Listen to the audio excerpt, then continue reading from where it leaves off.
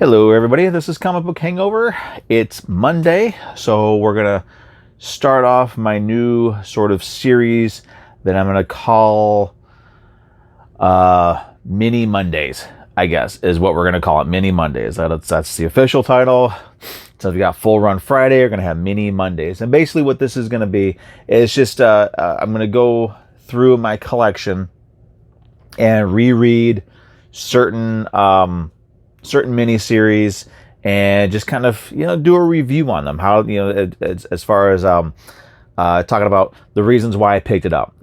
Does the art hold up? Does the story hold up? Was it as easy to read the second or third or fourth time was it as easy to read years down the road as it was when I first picked it up? That sort of thing. Just kind of give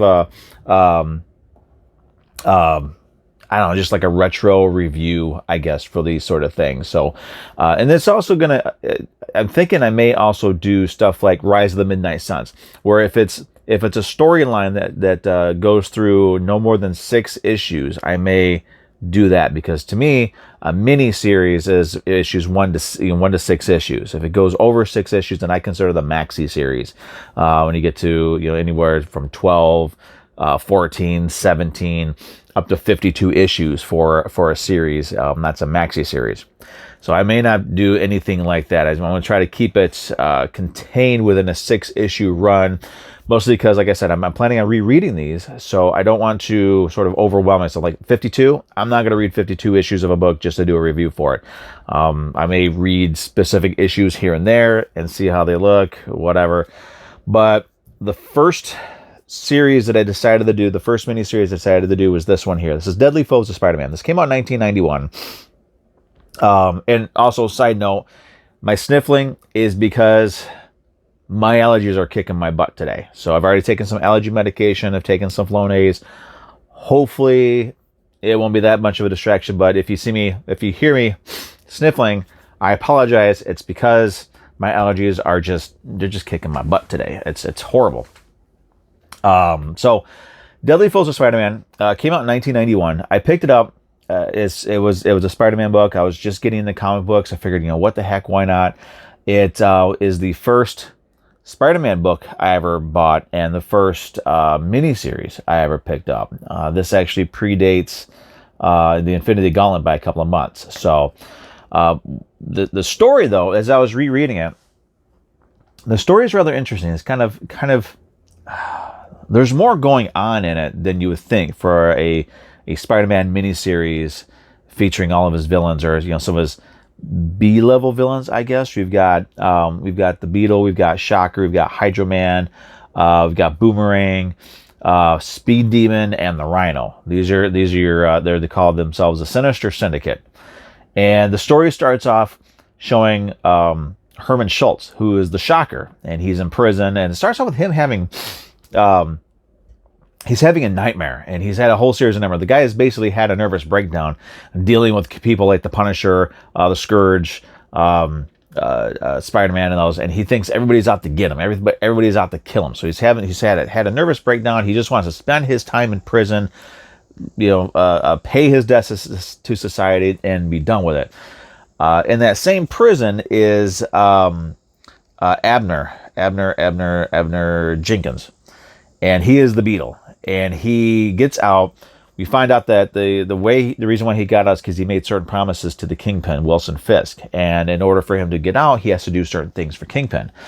And he also kind of just wants to go straight as well. He's kind of done with the criminal life. He's tired of being beaten up by the superheroes. So he gathers the other members of the Sinister Syndicate and has them rob a bank. And after they rob the bank, they're kind of after the robbery, they're kind of divvying up their ill-gotten gains, so to speak. And that's when you find out that most of them just want to have the money, to just be rich, just have money. There's one exception to that. There's the Rhino. Now the Rhino, the only reason why he's involved in this, because at this point in time, he wanted nothing to do with being Rhino anymore. He wanted nothing to do with crime, none of that stuff. So his whole reason for being a part of this is he wanted to get the money to be able to have his rhino hide removed from his body so he could have a normal life again. That was his whole purpose of this whole story. That's what he wanted. But what they don't know is for their first heist, they didn't get any of it. All of it went to Kingpin, and that was sort of Kingpin's payment.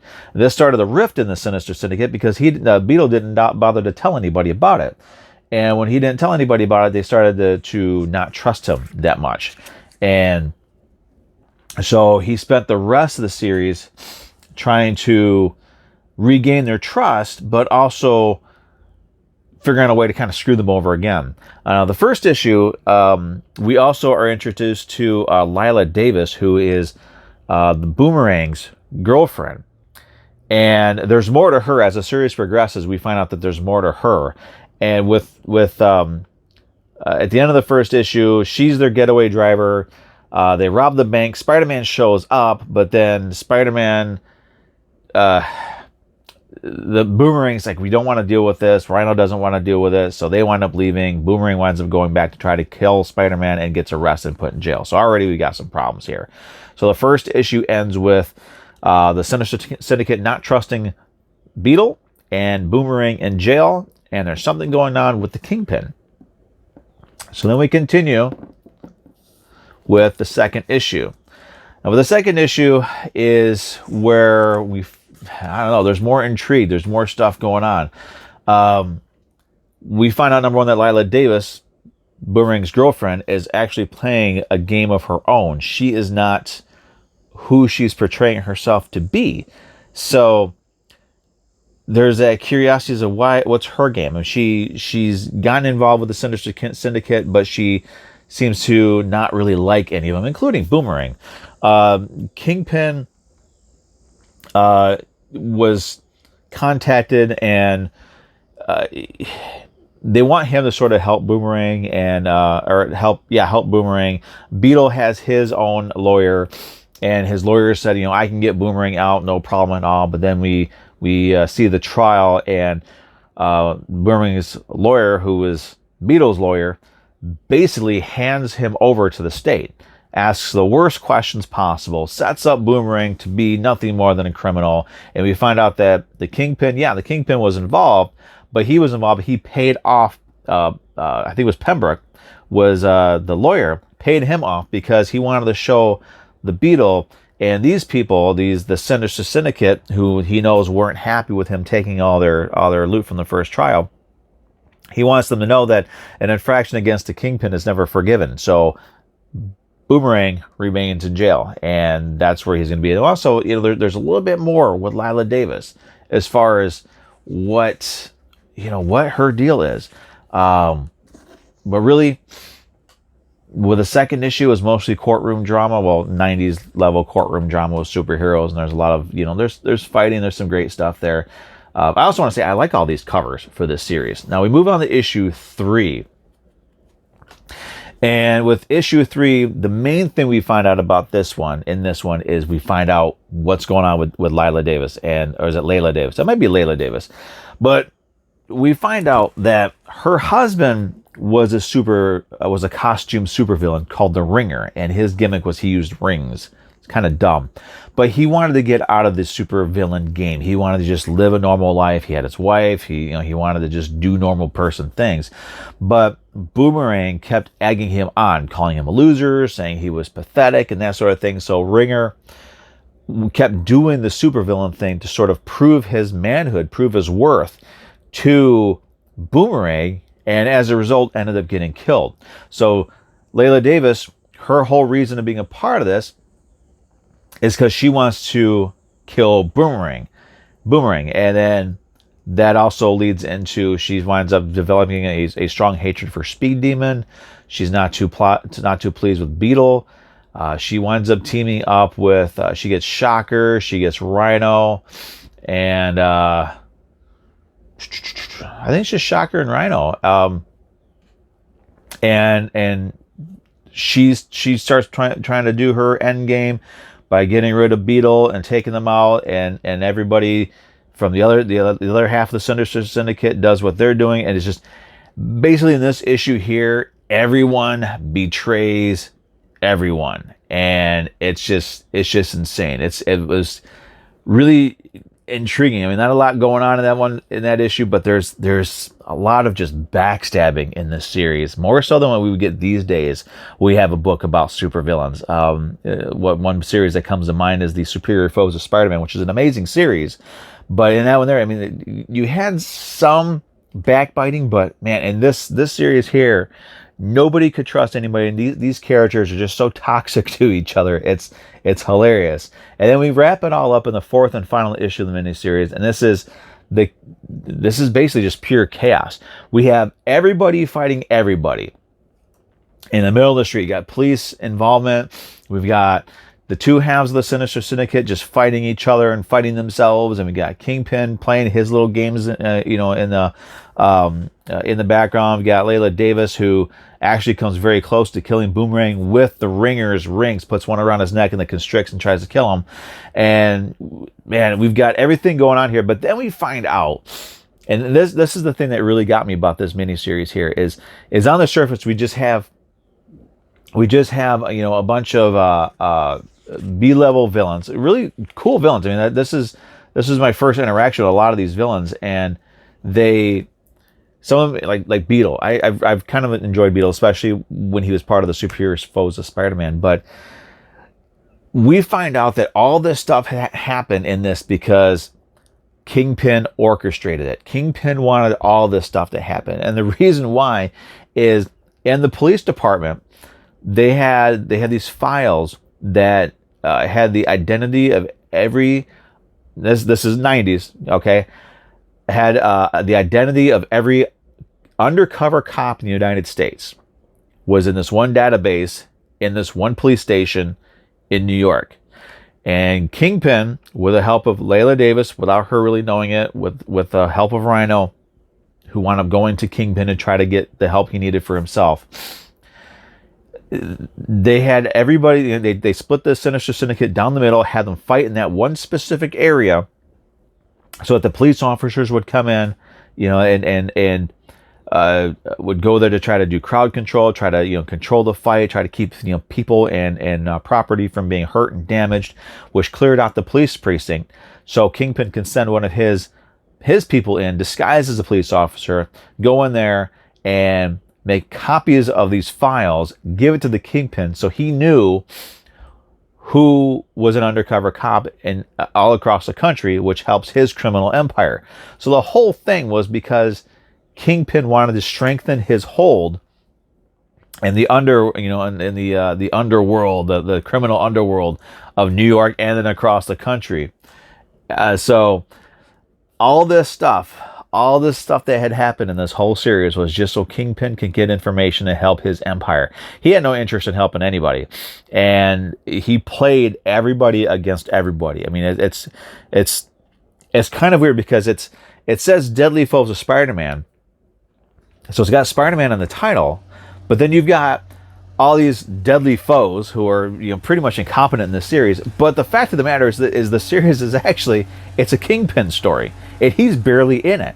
I think there's even like an issue or two where he's not in it at all. But it's a Kingpin story. End of the day. Now, as far as rereading it goes, I actually found it rather easy to reread it. I enjoyed it. I thought for sure. Oh, hold on a second. Neighbors mowing his lawn. I thought for sure that I would have to take a couple of days to reread this, because how sometimes you go back and you reread an old comic book, especially from this era here. It's kind of hard to get into it because the writing is kind of weird and the art is kind of weird. But this book was published before the image style of comics came out, where all the drawings were just kind of weird and the characters looked different and the dialogue was just really funky. It was pretty straightforward. It was an easy read. I do recommend it. It's a lot of fun. I mean, there's really no lasting impacts. I don't know for sure if they did any follow up with Kingpin having these files on these undercover officers, but it was an easy read and it was a really entertaining read. The art was really good. Man, I wish I could remember who did the art on this series. I think it was it? Yeah, Al Milgrom. Al Milgrom did the art on it, and it was good. I mean, the art holds up really well. It does not feel, it doesn't feel dated at all. You know how you get some of these books, you read a book from the 90s and you can tell it's a book from the 90s because the way the art style is. But no, this is a solid Marvel comic book and a good read, great art, self-contained. I mean, there's some references to some other stuff in there, but it was a fun read. I really enjoyed it. I do recommend it. If you're looking for something that's sort of lighthearted, really, you don't need to know anything about anything. This is very self-contained in its own little bubble within the Spider-Man family of books. But that's it. I mean, that's pretty much all I can say about it. I'm really glad that I reread it. It's been a very long time since I've done it, and I'm glad that I have. I know there's Deadly Foes of Spider-Man, and then there was a follow-up to it that I never read. But I know they put it in the trade paperback. I may grab the trade paperback. I don't know. But as far as this goes, I do recommend. A lot of fun.